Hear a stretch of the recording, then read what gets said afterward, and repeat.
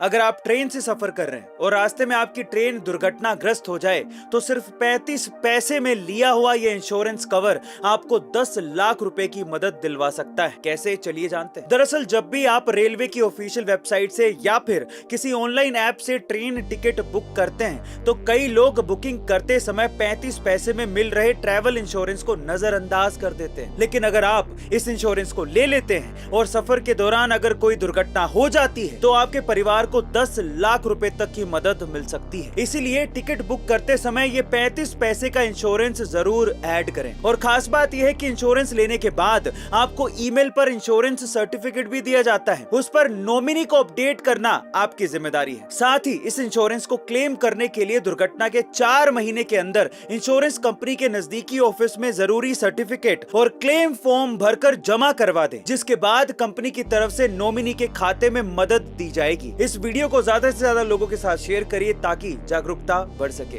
हनुमान नाम का जाप हम अक्सर करते हैं, लेकिन यह हनुमान नाम आखिर आया कहां से, चलिए जानते हैं। देखिए, अगर आपने हनुमान चालीसा अच्छे से पढ़ी है तो आपने ये 2 लाइनें जरूर पढ़ी होंगी।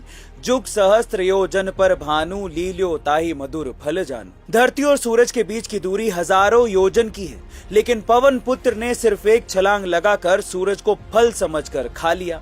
लेकिन जैसे ही उन्होंने फल समझकर सूरज को खाया, पूरे ब्रह्मांड में अंधेरा हो गया। और तब इंद्रदेव वज्र लेकर उस बालक के पास पहुंच गए और सूरज देव को उस बालक के मुख से बाहर निकालने के लिए वज्र से उस बालक की ठुड्डी पर वार किया। अब संस्कृत में ठुड्डी को कहा जाता है हनु। लेकिन जब इंद्र भगवान को पता लगा कि वो बालक पवन पुत्र है तो उन्होंने उस बालक से क्षमा मांगते हुए जिस वज्र से ठुड्डी पे वार किया था वो वज्र और हनुमान नाम वरदान में उस बालक को दे दिया।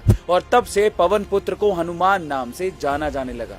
गाइस, क्या आप लोगों को पता है कि जापान के एक म्यूजियम में एक ऐसा स्विमिंग पूल है जो ऊपर से देखने में स्विमिंग पूल के जैसा फील देता है, लेकिन एक्चुअली वो स्विमिंग पूल है ही नहीं। वो एक इल्यूजन है, एक आभास है, जिसे अर्जेंटीना के आर्टिस्ट लिएंड्रो एनरिच ने तैयार किया है।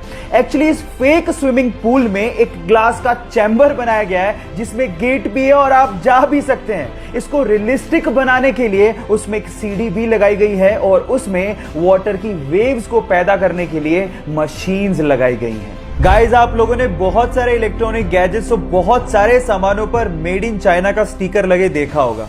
ऑब्वियसली वो चाइना का प्रोडक्ट है तो मेड इन चाइना तो लिखा हुआ होगा।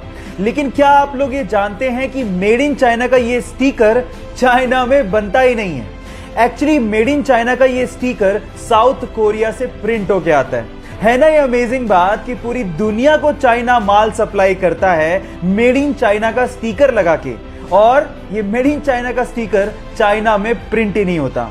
क्या आप लोगों को ये बात पहले से पता थी?